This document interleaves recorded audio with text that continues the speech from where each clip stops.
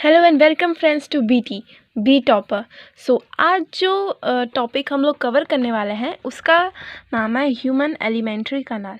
So friends, हमने life processes में दो टॉपिक ऑलरेडी कवर कर लिया, हार्ट और एक ह्यूमन एक्सक्रीटरी सिस्टम।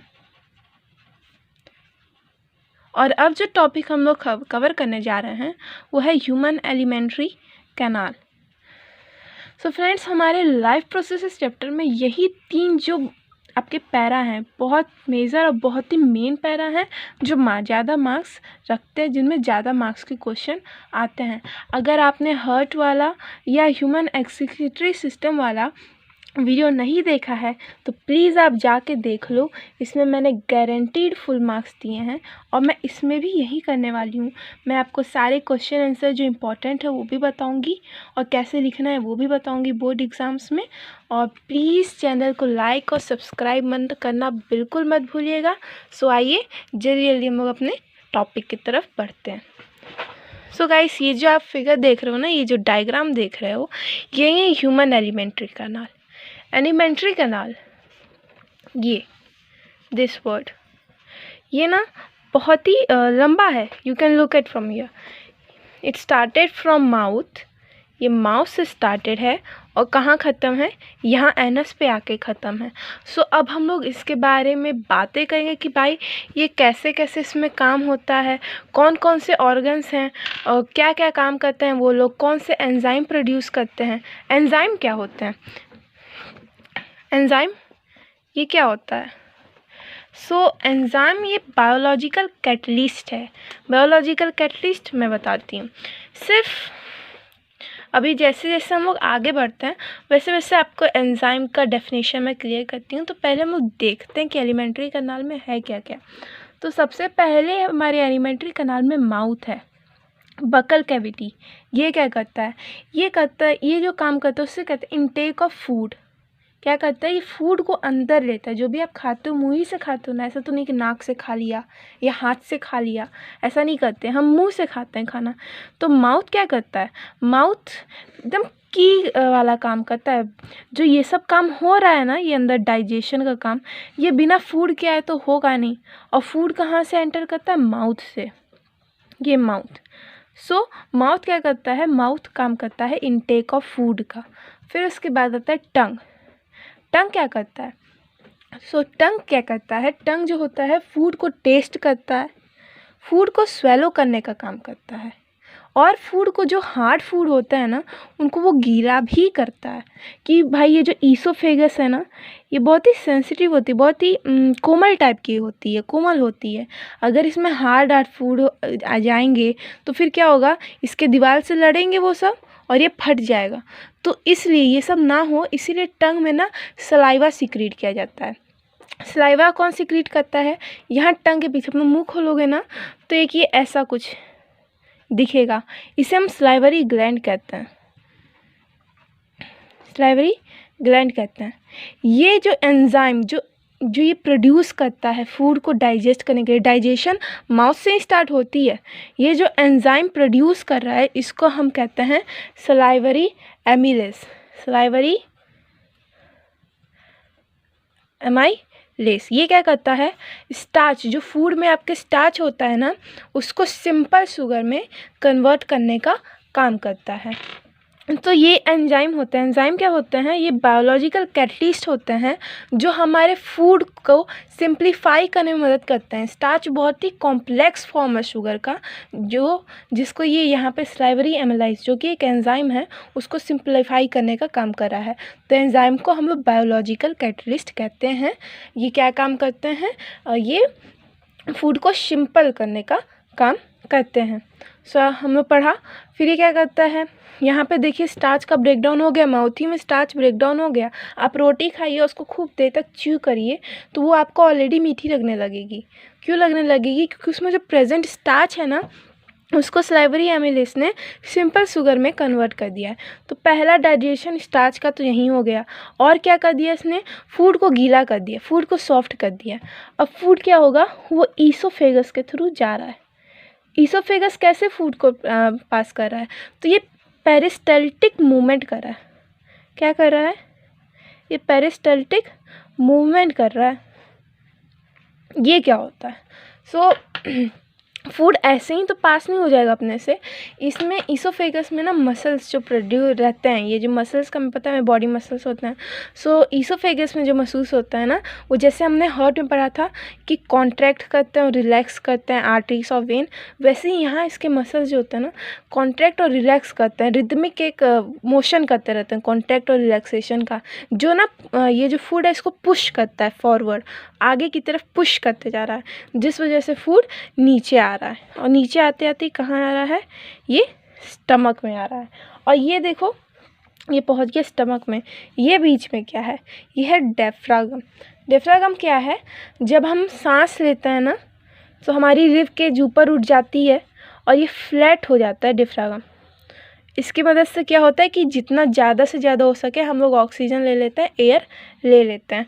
तो ये वो है, हमें इसे डिटेल में नहीं जाना, बस इसको दिखाया गया कि ये भी होता है एलिमेंट्री क्लास में। फिर ये क्या है? ये जो बड़ा सा दिख रहा है ये हमारा लीवर है, ये हमारा लीवर है। और इसके अंदर ये जो ऐसे दिख रहा है ना, ये हमारा गॉल ब्लैडर है। ये बाइल जूस सकता है, बाइल जूस यहीं से सिक्रीट्स होते हैं। ये क्या है? ये बाइल डक्ट है, सॉरी ये डक्ट। ये जो यहाँ ये एंटर कर रहा है ये गॉल ब्लैडर का, ये इसे हम बाइल डक्ट कहते हैं। ये स्टमक है, सबको पता है। अभी ये देखिए यहीं स्टमक से ये स्मॉल इंटेस्टाइन आ रहा है, ये है। और फिर ये देखिए ये जो अंदर है ये स्मॉल इंटेस्टाइन है। स्मॉल इंटेस्टाइन एलिमेंट्री कैनाल का सबसे लॉन्गेस्ट पार्ट है, लार्जेस्ट नहीं लॉन्गेस्ट। हमेशा याद रखिए कि लार्जेस्ट और लॉन्गेस्ट में डिफरेंट है। ये बहुत ही लॉन्गेस्ट पार्ट है, पर क्योंकि इसमें बहुत ज़्यादा कॉइलिंग है, आप देख सकते हो कितना रोल्ड है, कितना कॉइल्ड है, इसलिए इसको बहुत ही कॉम्पैक्ट स्पेस, बहुत ही कम स्पेस में फिट किया गया है। बल्कि ये सबसे ज़्यादा लंबा पार्ट है, बहुत ही ज़्यादा लॉन्गेस्ट पार्ट है। उसके बाद हमारा है ये पैनक्रियास है, ये भी हमारी हेल्प करता है। लीवर भी एंजाइम्स रिलीज़ करता है, पैनक्रियास भी एंजाइम रिलीज़ करते हैं। और फिर ये लार्ज इंटेस्टाइन है। स्मॉल इंटेस्टाइन हमेशा ही क्वेश्चन पूछा जाता है कि कौन सी साइट को हम लोग कहते हैं कि साइट ऑफ कंप्लीट डाइजेशन, कौन सी साइट पे कंप्लीट डाइजेशन होता है? तो स्मॉल इंटेस्टाइन को हम लोग कहते हैं साइट ऑफ कंप्लीट डाइजेशन। और फिर ये लार्ज इंटेस्टाइन है, जो स्मॉल इंटेस्टाइन सब डाइजेस्ट होके वेस्ट मटेरियल आ रहा है ना, उसमें से कुछ पानी सोखने का काम ये करता है लार्ज इंटेस्टाइन। उसके बाद इसको एनस के थ्रू बाहर हटा दिया जाता है जो भी वेस्ट मटेरियल होता है। ये क्या है? अपेंडिक्स। पहले ना जब ह्यूमन बन रहे थे, हम जानते हैं कि ह्यूमन बंदर से बने हैं, अब इस बात की तो कोई पुष्टि नहीं है, पर जब ह्यूमंस आए थे आदि मानव, तो वो क्या करते थे, कुछ भी चीज़ कच्ची खा लेते थे, पहले पकाया नहीं जाता था। सो चावल कच्चा खा लिया, दाल कच्ची खा ली, तो उस टाइम ना ह्यूमन में डाइजेस्ट करने के लिए ये अपेंडिक्स होता था। ये भी एंजाइम अपना सिक्रीट करता था कच्ची चीज़ों को डाइजेस्ट करने के लिए। पर क्योंकि अब धीरे धीरे लोगों ने पकाना शुरू कर दिया, पका के खाते हैं अच्छे से, तो अब इसका काम ना ये कुछ नहीं है, ये बस ऐसे ही है बॉडी में और इसका कोई काम नहीं है। बस अब ये है क्योंकि पहले ये था ह्यूमंस में, तो ये अभी भी है। सो गाइस, अब हम इसके साथ चलते देखते हैं कि हमारे इंपॉर्टेंट क्वेश्चंस क्या हैं। हम इसे और डीप में पढ़ेंगे कि कौन कौन से ये लीवर कौन सा एंजाइम सिक्रीट करता है, स्मॉल इंटेस्टाइन में कौन से एंजाइम सिक्रीट होते हैं, पैनक्रियास कौन सा एंजाइम सिक्रीट करता है, ये सब हम लोग अभी पढ़ेंगे आगे डिटेल में। तो पहले हम देख लेते हैं कि इसमें इंपॉर्टेंट क्वेश्चंस क्या क्या हैं और हमें कवर क्या क्या करना है। सो देखते हैं हमारे इंपॉर्टेंट क्वेश्चंस क्या हैं जो एग्ज़ाम्स में पूछे गए हैं, और आई एम वेरी श्योर कि इनमें से एक या दो क्वेश्चन आपके एग्ज़ाम्स में आएंगे ही आएंगे। सो सबसे पहला क्वेश्चन है, how does nutrition in human being occurs. मतलब जो न्यूट्रिशन हो रहा है ये ह्यूमन बींग्स में कैसे होता है? हर ऑर्गेनिज्म में अलग अलग न्यूट्रिशन होता है। बात जब हम करते हैं अमीबा की, कैन सी हियर, अमीबा की। तो ये ना इसका कोई फिक्स्ड वो नहीं होता है कि यहाँ मुंह है, ये मुंह से खाएगा, यहाँ से ये एक्सक्रीट करेगा, इसका कोई वो फिक्स नहीं होता है। ये क्या करता है, pseudopodia, first feet of amoeba. Pseudopodia क्या है, फर्स्ट फीट ऑफ अमीबा। ये कहीं से भी अपना मुंह खोल लेता है, कुछ भी कर, और कहीं से भी वेस्ट कर फेंक देगा, क्योंकि यूनिसेलुलर है, हमें पता है इसमें बहुत ज़्यादा डिफाइन तरीके से ऑर्गन्स नहीं हैं। सो अब ये क्या करेगा, जब इसको फूड चाहिए होगा ना, मान लो ये इधर से इसने अपना ऐसे खोल लिया है और यहाँ फूड है, फिर वो क्या करेगा, इसने यहाँ फूड कर लिया, अब वो क्या करेगा, अब यहाँ ये एक फूड वैक्यूल बन गया अमीबा में। ये फूड वैक्यूल हो गया जहाँ पे फूड अब डाइजेस्ट हो रहा है, और फिर अब क्या होगा कि अब ये फूड को यहाँ से थ्रू आउट हो गया, कि जो डाइजेस्टेड था वो तो हो गया, जो उसको चाहिए था उसको मिल गया न्यूट्रिशन। अब वो क्या करेगा, फूड को बाहर थ्रो कर देगा। कुछ ऑर्गेनिजम्स होते हैं जो बाहरी फूड को ब्रेक डाउन कर देते हैं, फिर उसको कंज्यूम करके अब्जॉर्ब करते हैं। कुछ कंज्यूम कर लेते हैं, फिर उसका ब्रेक डाउन करते हैं, जैसे कि ह्यूमंस ब्रेक डाउन करते हैं, फिर उसका अब्जॉर्प्शन करते हैं। और कुछ पैरासिटिक नेचर वाले होते हैं ऑर्गेनिजम्स, जो जैसे लीचेस होते हैं, वो दूसरे ऑर्गेनिज्म को मारते नहीं हैं, मरेंगे नहीं दूसरे ऑर्गेनिजम्स, ट्री पे हो जाता है कुछ। अभी अमरबेला आप जानते होंगे, कैस्कटा जिसे हम कहते हैं, ये सब क्या करते हैं, लीचेस क्या करते हैं, इंसान मरते थोड़ी ना है, वो क्या करेंगे, वो जाएंगे स्किन पे स्टक हो जाएंगे, फिर वो खून चूसने लगते हैं। तो क्या कर रहे हैं, वो न्यूट्रिशन दूसरे ऑर्गेनिज्म से ले रहे हैं बिना उसको मारे। ऐसा तो नहीं है कि लीचेस ने हमला कर दिया, आपका गला काट दिया, आप मर गए, फिर इसके बाद वो खून पी रहा है, ऐसा नहीं करता है। सो हर ऑर्गेनिज्म अलग अलग वे से अपने न्यूट्रिशन को लेता है, अलग अलग वे से अपने न्यूट्रिशन पाता है।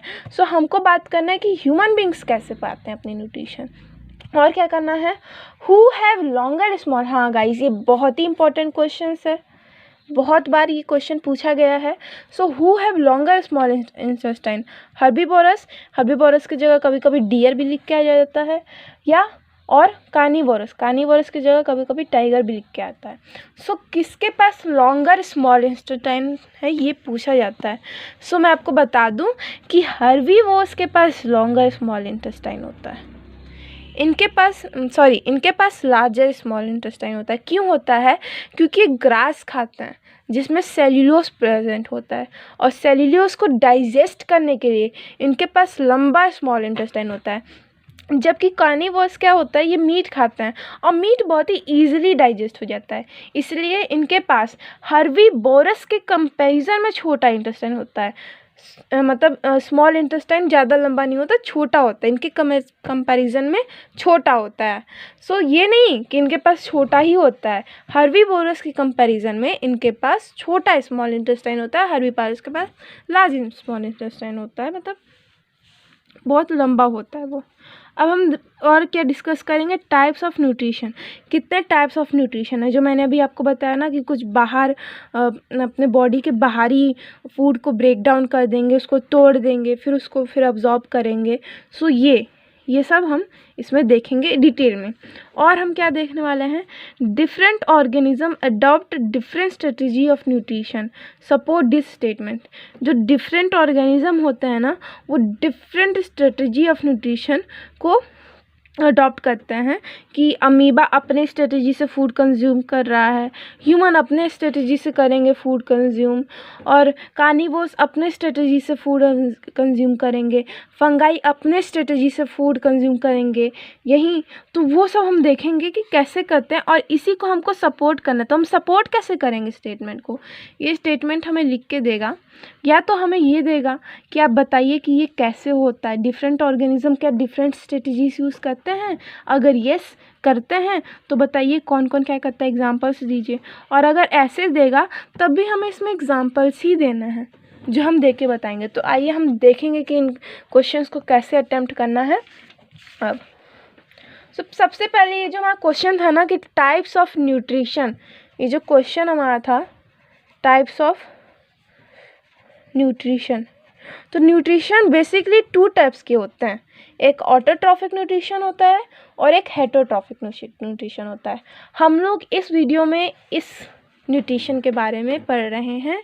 अगर आप चाहते हो कि मैं ऑटोट्रॉफिक न्यूट्रिशन पे भी वीडियो बनाऊं, डिटेल वीडियो बनाऊं, तो प्लीज़ मुझे कमेंट सेक्शन में कमेंट करके बताइएगा, फिर मैं बनाऊंगी। तो अभी जो हम पढ़ रहे हैं वो मैंने ये पढ़ा है। तो ऑटोट्रॉफिक न्यूट्रिशन कौन करता है? ग्रीन प्लांट्स करते हैं और कुछ बैक्टीरियाज करते हैं, जबकि हेटरोट्रॉफिक न्यूट्रिशन ह्यूमंस करते हैं और एनिमल्स करते हैं।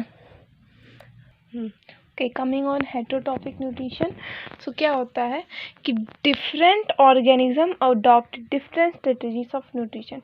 जो क्वेश्चन हमारा था कि different organism adopt different strategies of nutrition, support this statement, तो उसको हम ऐसे ही सपोर्ट करने वाले हैं। कैसे? ये हमें स्टेटमेंट दिया हुआ है, different organisms adopt different strategies of nutrition. So अब हम इसको सपोर्ट करेंगे कि there are mainly 3 strategies of nutrition. Mainly जो है 3 स्ट्रेटजीज ऑफ न्यूट्रिशंस हैं। क्या क्या हैं? Some organisms break down food outside and then absorb it. कुछ जो ऑर्गेनिजम्स होते हैं वो क्या करते हैं, फूड को बाहर जो होते हैं वो फूड को तोड़ लेते हैं पहले, क्योंकि फूड जो होता है ना कॉम्प्लेक्स होता है, बहुत ही कॉम्प्लेक्स, उसमें कार्बन बेस्ड, हमने पढ़ा था स्टार्टिंग चैप्टर में कि फूड जो हम कंज्यूम करते हैं वो कार्बन बेस्ड मॉलिक्यूल्स का होता है, कार्बन बेस्ड होता है। सो ये जो कॉम्प्लेक्स नेचर है ना फूड का, इसको हमें ब्रेक डाउन करना होगा, तभी हम इसको ऑब्जॉर्व कर लेते हैं, क्योंकि हम सिर्फ सिंपल उसको ऑब्जॉर्व कर सकते हैं, और ये फूड जो होता है बहुत ही कॉम्प्लेक्स नेचर का होता है। तो इसका ऑब्जॉर्प्शन करना है तो कुछ क्या करेंगे ना कि वो बाहरी फूड को ब्रेक डाउन कर लेंगे और सिंपल फॉर्म में बना लेंगे और फिर उसको कंज्यूम करेंगे और उसका जो न्यूट्रिशन है वो एब्जॉर्ब करेंगे, जिसका एग्जांपल होता है फंगाई में क्या क्या होता है? ब्रेड माउल, यीस्ट और मशरूम्स। और दूसरे टाइप के क्या कौन होते हैं? वो ऑर्गेनिजम्स होते हैं जो पूरा फूड जो होता है पहले उसको अंदर ले लिया बॉडी के, अब वो बॉडी के अंदर उसका ब्रेक डाउन हो रहा है, और जैसे ही ब्रेक डाउन होगा बॉडी उसको अपने आप अब्जॉर्ब कर लेगी। इसमें आते हैं हम ह्यूमंस, और एनिमल्स भी कुछ आते हैं, इसमें डॉग्स हो गए, कई एनिमल्स हो गए। और क्या हो गया? Some organism derive nutrition from other organism without killing them. और कुछ जो होता है ना वो न्यूट्रिशन जो होता है वो दूसरे ऑर्गेनिजम्स की बॉडी से लेते हैं, दूसरे ऑर्गेनिज्म की बॉडी से लेते हैं बिना उनको मारे, मरते नहीं हैं। जिसके एग्जाम्पल होते हैं लीचेस, टेप वॉर्म्स और कसकता। कसकता क्या है? इसको अमरबेला भी कहा जाता है। एक प्लांट है ना, और इसमें जब भी कीड़े मकोड़े आते हैं तो उसको ऐसे ट्रैप कर लेता है और फिर उसको तो फ्रेंड्स ये बहुत ही इम्पॉर्टेंट है और इससे बहुत सारे क्वेश्चंस आते हैं, तो हमें इसे एकदम ध्यान से और अच्छे से समझना है। सो कह रहा है कि human digestive system comprises of alimentary canal and associated digestive gland. कह रहा है कि जो ह्यूमन डाइजेस्टिव सिस्टम है वो क्या क्या रखता है, तो वो एलिमेंट्री कैनाल है उसमें, और फिर उसके साथ अदर डाइजेस्टिव ग्लैंड्स भी हैं। एक बार हम फिर से अपने डायग्राम को देख लेते हैं कि ये है, ये पूरा एलिमेंट्री कैनाल देखिए माउथ से है, माउथ से स्टार्ट है और ये कहाँ ख़त्म है? एनस पे आके ये ख़त्म है। पर इसके अलावा इसके साथ और भी ग्लैंड्स हैं, जैसे यहाँ मैंने आपको बताया एक सलाइवरी ग्लैंड है। ओके, सो आगे पेनक्रियास भी एक ग्लैंड है। सो इसमें और भी कई ग्लैंड्स हैं। ये बोलने का इस सेंटेंस ये बोलना चाहता है। और क्या कह रहा है कि अब देखिए कहाँ से ये स्टार्ट होता है एलिमेंट्री कैनाल और कैसे कैसे है, हम उसे देखते हैं। स्टार्ट ये हो रहा है माउथ से। माउथ क्या कर रहा है? इनटेक ऑफ होल फूड, जो फूड है ना उसको अंदर लेने का काम माउथ कर रहा है। फिर माउथ से टीथ पे, अब टीथ क्या कर रहा है? च्यूइंग ग्राइंडिंग ऑफ फूड, मतलब क्या कर रहा है कि फूड को च्यू करके उसको छोटा कर रहा है। बड़े पार्टिकल्स होते हैं फूड के, तो बड़े कैसे ईसोफेगस में से चले जाएंगे, तो उनको छोटा करने का काम कर रहा है टीथ। अब टीथ के बाद आती है टंग की बारी। ये टंग क्या करता है? फूड को रोल करता है, उसको टेस्ट करता है और फिर उसको स्वेलो करने का काम करता है। फिर आती है सलाइवरी ग्लैंड की बारी। सलाइवरी ग्लैंड, सो सलाइवरी ग्लैंड क्या करता है? ये सलाइवा सिक्रीट करने का काम करता है और म्यूकस, इसके साथ वो म्यूकस भी सिक्रीट करता है। सलाइवरी ग्लैंड म्यूकस भी सिक्रीट करता है और सलाइवा भी सिक्रीट करता है। तो एक यहाँ छोटा सा रिएक्शन दिखाया गया है कि फूड में प्रेजेंट है स्टार्च, स्टार्च प्रेजेंस है, और सलाइवा जिसे हम सलाइवरी एमिलेस कहते हैं, ये एक एंजाइम है।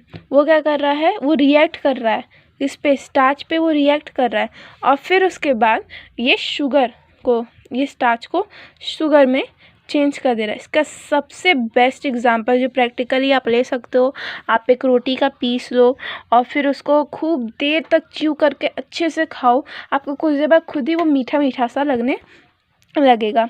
फिर उसके बाद फूड पास आउट होता है ईसोफेगस में। ईसोफेगस क्या है, ये जो गला है ना, गला, यहाँ से एक पाइप होते हुए जा रहा है ईसोफेगस, ये जो पाइप है, ये यही हमारा ईसोफेगस है, इसी को हम ईसोफेगस कहते हैं। तो ईसोफेगस में क्या होता है, taking food from mouth to stomach, वो जो माउथ में फूड था अब उसको माउथ से स्टमक में ले जाया जा रहा है, कैसे, पेरिस्टल्टिक मूवमेंट से। ओके, अब उसके बाद स्टमक में क्या होता है, स्टमक में गैस्ट्रिक ग्लैंड होता है जो गैस्ट्रिक जूस को सेक्रीट करता है। स्टमक में कौन सा ग्लैंड होता है, गैस्ट्रिक ग्लैंड होता है जो गैस्ट्रिक जूस को सीक्रेट कर रहा है। गैस्ट्रिक जूस में कौन कौन से एंजाइम होते हैं, वो गैस्ट्रिक जूस एक थोड़ी ना होता है, उसमें 3 होते हैं एंजाइम। और कौन कौन से होते हैं, एक एंजाइम होता है हमारा पेप्सिन। पेप्सिन क्या करता है, जो प्रोटीन्स हम लेते हैं ना, खाते हैं, उस प्रोटीन को ब्रेक डाउन करने का काम करता है। प्रोटीन बहुत ही कॉम्प्लेक्स है हमारे लिए कंज्यूम करने के लिए, उसको वो सिंपल फॉर्म में ब्रेक डाउन करेगा। फिर HCl क्या करता है, भाई ये जो पेट है ना, इसकी डिमांड होती है कि मैं फूड तो तभी डाइजेस्ट करूँगा जब वो फूड एसिडिक हो, एसिडिक नहीं होगा ना तो मैं उसको डाइजेस्ट नहीं करूँगा। तो HCl क्या करता है, बस इसी डिमांड को स्टमक की पूरा करता है और फूड को क्या करता है, वो एसिडिक बनाता है। फिर आता है म्यूकस। म्यूकस क्या करता है, ये जो HCl हमारे उसमें पेट में रिलीज़ हो रहा है, हम कैसे कई किस्से सुनते हैं गाइस कि ये जो कॉन्सेंट्रेटेड हाइड्रोक्लोरिक एसिड है, ये किसी के चेहरे पे फेंक दिया गया, उसका चेहरा जल गया, या कितनी चेहरा, तो कितनी चीज़ होती है, आप उसको थोड़ा सा किसी पैंट पे गिरा दो, जीन्स का कपड़ा बहुत ही स्ट्रॉन्ग माना जाता है, उस पर थोड़ा सा गिरा दो तुरंत जल जाएगा। सो ये बहुत ही पावरफुल केमिकल होता है। सो जब ये बाहर इतना आपके ऊपर असर कर रहा है तो पेट के अंदर भी कुछ ना कुछ तो असर करता होगा। सो क्या करेगा, पेट को जला देगा। तो पेट को ना ये उससे प्रोटेक्ट करता है म्यूकस, पेट को उससे ये प्रोटेक्ट करेगा म्यूकस। अब देखते हैं, अब हमने स्टमक तक देख लिया, मेनली एलिमेंट्री का यहीं तक है। अब जो लार्ज इंटेस्टाइन है या स्मॉल इंटेस्टाइन है वो उसके एसोसिएटेड पार्ट है, मतलब ये स्टमक के ही पार्ट है। तो अब हम लोग स्टमक के पार्ट्स के बारे में पढ़ेंगे। तो स्टमक का पार्ट सबसे पहला स्मॉल इंटेस्टाइन, इसे हम कहते हैं साइट ऑफ कंप्लीट डाइजेशन। यहाँ पे हमारा जो डाइजेशन प्रोसेस है ना वो पूरा कंप्लीट हो जाता है। तो स्मॉल इंटेस्टाइन में ना इंटेस्टाइनल एंजाइम होते हैं, मतलब इसमें ना इंटेस्टाइन में ऑलरेडी इंटेस्टाइनल एंजाइम्स प्रोड्यूस रहते हैं, उनके नाम तो नहीं दिए हैं। अब वो बता रहा है कि इंटेस्टाइनल एंजाइम आखिर करते क्या हैं। तो क्या करते हैं, वो कार्बोहाइड्रेट जो कि एक कॉम्प्लेक्स फॉर्म है उसको सिंपल फॉर्म में चेंज करते हैं, जिससे हम कहते हैं ग्लूकोज। और क्या करते हैं, फैट को या तो फैटी एसिड में और नहीं तो ग्लाइसरॉल में कन्वर्ट कर देंगे। और क्या करेंगे, प्रोटीन को एमिनो एसिड के फॉर्म में। आता है गाइस क्वेश्चन कि प्रोटीन को कौन से फॉर्म में किया जाता है, तो उसको एमिनो एसिड के फॉर्म में चेंज करते हैं कौन, इंटेस्टाइनल एंजाइम। अब हम देखते हैं और क्या होता है, विली होता है स्मॉल इंटेस्टाइन में। विली क्या है, ये जो है ना ये ऐसा होता है कुछ, ये जो स्मॉल फिंगर लाइक, हमारे फिंगर लाइक ये दिख रहा है ना, देखिए प्रोजेक्शन, ये देखो फिंगर लाइक है ना, तो ये जो स्मॉल फिंगर लाइक प्रोजेक्शन आपको दिखेंगे स्मॉल इंटेस्टाइन के वॉल पे, इसी को हम विली कहते हैं। विली क्या करते हैं, वो ना सरफेस एरिया बढ़ा देते हैं फूड के अब्जॉर्प्शन के लिए, वो सिंपली सरफेस एरिया बढ़ाते हैं फूड के अब्जॉर्प्शन के लिए। सो ज़्यादा फूड अब्जॉर्ब होता है, फूड का न्यूट्रिशन अब्जॉर्ब होता है। प्लस विली के जो डायग्राम देखोगे जब आप, तो विली के नीचे ना, ऐसे विली के नीचे बहुत ही रिच सप्लाई होता है। आर्टरीज, वेन, ये सब नर्व्स का, जो कि ब्लड और ये न्यूट्रिशन जो होता है इसको दूसरे सेल्स तक पहुंचाने का काम करते हैं और फिर दूसरे सेल्स अपना फर्दर वर्क करते हैं। तो ये सेल्स तक भी इसके नीचे बहुत ही रिच सप्लाईज होता है सब का। तो वो सब वेसल्स लेके जाते हैं न्यूट्रिशन को और फिर वो सेल्स में डिवाइड करते हैं, ऑर्गन्स को देते हैं। तो ये सब काम करते हैं। और क्या होता है, एक स्मॉल इंटेस्टाइन ना, इंटेस्टाइनल हम लोग एंजाइम पढ़े ना, तो अब हम पढ़ेंगे कि ये इंटेस्टाइनल एंजाइम स्मॉल इंटेस्टाइन को आखिर देता कौन है, तो वो कहाँ से ये पाते हैं। तो ये पाता है वो लीवर से और पैनक्रियास से। तो लीवर जो है ना 2 एंजाइम प्रोड्यूस करता है, एक होता है बाइल जूस और दूसरा होता है बाइल सॉल्ट। सो गाइस, जो स्टमक से फूड आ रहा है ना स्मॉल इंटेस्टाइन में, तो स्मॉल इंटेस्टाइन कह रहा है भाई मुझे तो एसिड नहीं चाहिए, मुझे तो एल्कलाइन बेसिक ही फूड मिलेगा तभी मैं डाइजेस्ट करूँगा, वरना मैं डाइजेस्ट नहीं कर रहा, जो करना है कर लो। तो अब तो बड़ी समस्या हो गई। तो लीवर ने बोला ना कि मैं बाइल जूस सेक्रीट करूँगा। बाइल जूस क्या करता है, वो जो फूड आया ना स्टमक से उसको वो एल्कलाइन करता है, वो एसिडिक होता है क्योंकि कैल्शियम उसमें मिला होता है। और अब ये क्या कर रहा है, बाइल जूस उसको एल्कलाइन कर रहा है, बेसिक बना रहा है। और फिर बाइल सॉल्ट क्या करेगा, emulsification of fat. Emulsification of fat क्या होता है कि बहुत बड़े बड़े ऐसे फैट के ग्लोब्यूल्स होते हैं फूड में, उसको ना ये छोटा छोटा कर देता है कि हमारा जो बॉडी है, हमारे बॉडी के जो सेल्स हैं वो ईजिली उसको अब्जॉर्ब कर सकें। तो बाइल जूस क्या करता है, एमल्सिफिकेशन ऑफ फैट। अब इस तरह से आता है दूसरा सेक्रेशन हमारे स्मॉल इंटेस्टाइन को पैनक्रियास से मिलता है। पैनक्रियास क्या रिलीज करता है, पैनक्रियाटिक जूस। पैनक्रियाटिक जूस में क्या क्या होता है, ट्रिप्सिन और लिपेज। सो ट्रिप्सिन का काम होता है कि प्रोटीन्स को ना वो पेप्टोन्स में चेंज कर देता है। क्या कर देता है, प्रोटीन्स को वो पेप्टोन्स में चेंज कर देता है। और लिपेज क्या करता है, लिपेज फैट्स को ग्लिसरॉल में कन्वर्ट कर देता है। फिर आता है लार्ज इंटेस्टाइन। लार्ज इंटेस्टाइन क्या करेगा, ये जब ये सारा अब्जॉर्प्शन हो गया, सब डाइजेस्ट हो गया फूड, तो अब जो वेस्ट फूड है ना वो स्मॉल इंटेस्टाइन लार्ज इंटेस्टाइन को भेज दिया। अब लार्ज इंटेस्टाइन क्या करेगा, जो पानी है वो जो पानी जा रहा है तो बोलेगा नहीं भाई पानी तो यूज़फुल है, तो मैं पानी अब्जॉर्ब कर लेता हूँ। सो उसमें से वो पानी अब्जॉर्ब कर लेगा और पानी अब्जॉर्ब करने के बाद जो रेस्ट मटेरियल बचेगा उसके पास, वो उसको एनस के थ्रू हटा देगा। ये वाइस नहीं, विया है, वाया एनस। सो एनस के थ्रू उसको हटा देगा। और एक और बात फ्रेंड्स की जो फूड जो स्टमक से आ रहा है ना स्मॉल इंटेस्टाइन में, वो एक खास मसल के उससे आता है जिससे हम कहते हैं स्फिंक्टर।